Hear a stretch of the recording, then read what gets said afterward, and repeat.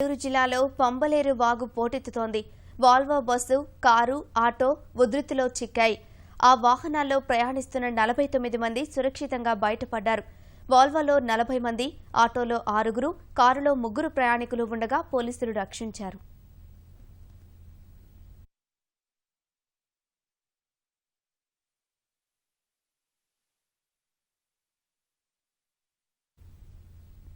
నెల్లూరు జిల్లాలో భారీ వర్షాల ప్రభావంతో గూడూరు దగ్గర జాతీయ రహదారి స్తంభించిపోయింది.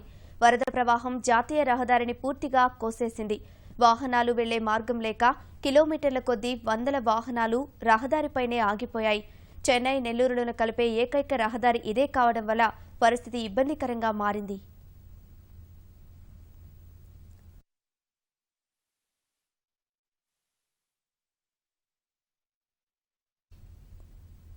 నెల్లూరు జిల్లా ఆత్మకూరు ప్రాంతంలోనూ భారీ వర్షాలు కురుస్తున్నాయి.